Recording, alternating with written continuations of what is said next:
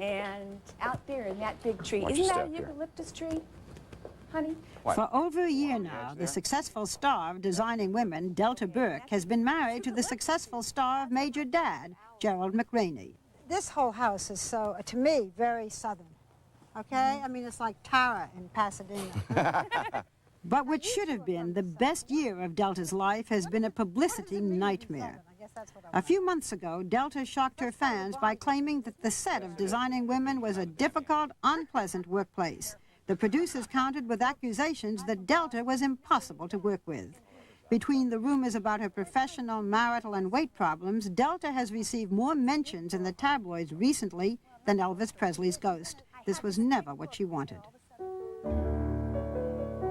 Delta Burke was born in Orlando, Florida in 1956. Her father wasn't interested in kids and cut out early, leaving Delta to be raised by her mother and stepfather. She was a stunning child with exceedingly low self-esteem. Her mother thought modeling would help. It led to acting and beauty pageants. For Delta, the runway provided a special blend of Southern comfort. She won a series of titles, culminating in 1974 with Miss Florida. To wear the crown of Miss Florida 1974, Miss Orlando, Delta. Miss Florida. Delta Burke, and our state pageant is held in Orlando, Florida. At the Miss America pageant in Atlantic City, Delta failed to finish in the top 10. But she did win a talent scholarship for her portrayal of Anne Boleyn. This is from the Miss Florida competition. Oh, dear merciful God, please, please, give me the strength and the courage to die like a queen. She used the scholarship money to go to London with her grandmother and study drama. Afterwards, the two of them set off for Hollywood. Delta had a sultry, feline look that was easy to cast in lighter-than-air, made-for-TV movies like A Bunny's Tale. In 1982, she met producer Linda Bloodworth, who cast her in a Southern spoof called Filthy Rich. Her co-star was Dixie Carter.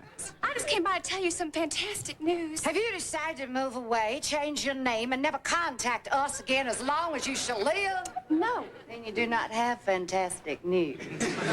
That series bombed, but in 1986, Linda Bloodworth Thomason and her husband, Harry Thomason, rehired Delta and Dixie and tried again. This just makes me furious. You know, when men use women's liberation as an excuse not to kill bugs for you. Oh, I just hate that. This time it worked. I don't care what anybody says. I think the man should have to kill the bug. Designing Women weaves together the lives of 4 Southern women who run an Atlanta interior design business. The ensemble sitcom also stars Annie Potts, Jean Smart, and Meshack Taylor. Delta plays Suzanne Sugarbaker, a shallow, caustic ex-beauty queen who'll say anything. Everywhere I go, any time of the day or night, I see these women whipping themselves out and acting like public filling stations. I mean, they act like just because there's a baby attached, it's not a breast anymore. Could you see me unleashing one of these outdoors? All hell would break loose. Each season, the show got more successful. Each season, Delta put on more weight. Speculation and rumors about her imminent dismissal prompted the producers to write a segment based on what she was going through off-camera. Did you hear what Jay said about Suzanne Sugarbaker? The new poster girl for Save the Whales. Well, no wonder she came along. I bet she can't get a day. The segment was entitled, They Shoot Fat Women, Don't They? And Delta got an Emmy nomination for this performance. The biggest change is that the old Suzanne wouldn't have shown up here tonight.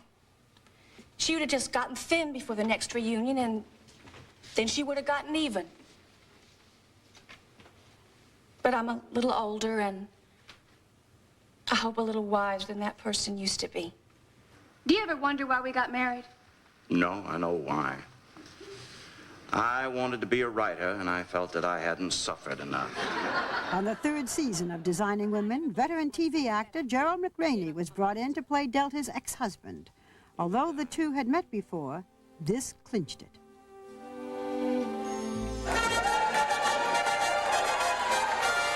In May of 1989, they were married in a huge wedding. Her matron of honor was Dixie Carter. Dixie's husband, Hal Holbrook, also attended.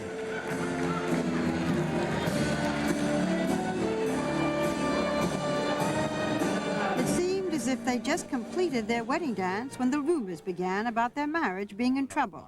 Gerald McRaney, who prefers to be called Mac, was eager to sit down with us for a moment to put those rumors to rest. What does Mac give you?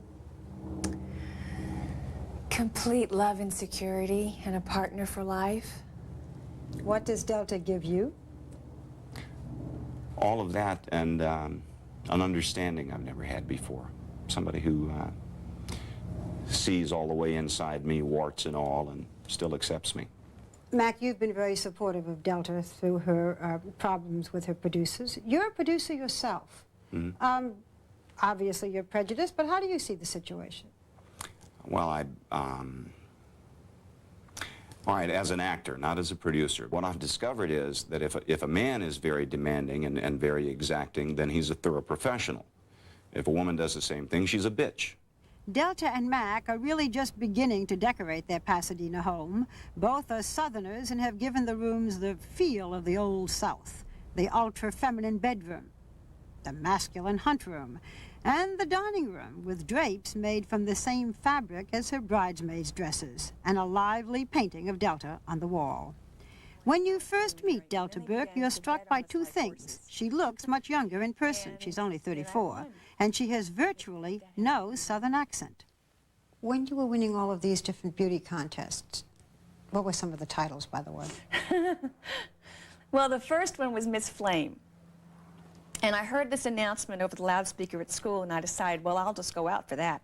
And I won, and I thought, oh, this is great, because you got a really big trophy. This is similar between me and Suzanne. I love crowns. I have a definite thing for crowns. We have worked this into the scripts, and trophies and things like that.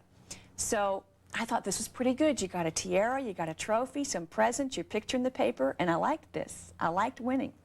So it became this hobby, but I didn't know anything about it. So I'd go out for Miss Jamboree Queen, or I won Miss Florida Flame. What else? Miss VFW Post 8207, Miss Gold Star Wives, Miss All Veterans Day. Oh, gosh. And then finally, you were Miss Florida in the Miss America contest. Yeah. Even though in the Miss America contest, you did not Miss come America in was hard. You did not It was come hard in the for me. first 10 at all. Mm-mm. Yeah. And it was very hard to be there. It was hard to lose. It was hard to lose that big and not make top 10 when you just wanted to make top 10 and be discovered. I still want the crown. But it's hard enough being an ex-Miss Florida and being taken seriously in this business. At the Miss America contest, you won a talent scholarship, yes? Yes. What was your talent? My talent was Anne Boleyn in the Tower of London, moments before she's beheaded. I wrote it myself. I designed my own costume, and I cried real tears. And it went great in Orlando at the Miss Florida pageant. Then I got up to Atlantic City, and they team you up with the neighboring states. So I was teamed up with Miss Georgia, who had the thickest accent, and I picked it up. So when I got up to do my Anne Boleyn, it came out, I can't believe in a few moments I shall be dead. It was terrible. It was mortifying. But it was really, it sucked eggs. Let's go back to your childhood. When you were a very young child, you had an extremely traumatic experience. Well, I was molested when I was 4, and I blocked it from my memory for a long time until I was 16 years old. It was the father of a friend? No, it was a brother of a playmate. Oh.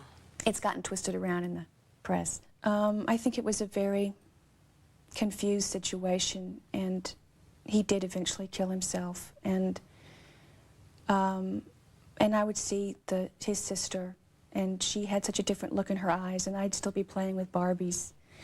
And she looked old. This must have had a tremendous effect on the way you saw men for the rest of your life. I learned not to trust very much men, and felt that my only value was in my sexuality, or what I looked like. There are psychologists who would say that the reason you gained the weight when you met Mac was to say, you gotta love me no matter what. Could be.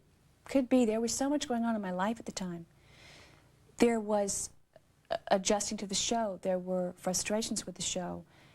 There were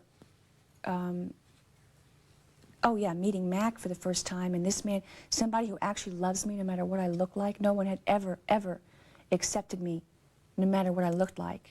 He didn't care when you were putting on the weight? And he didn't care. Yeah. He, honest to God, loved me no matter what. And so I'm sure there's a part of you saying, oh yeah, you love me this much? I'm going to show you. And I couldn't get over that someone could love me that much.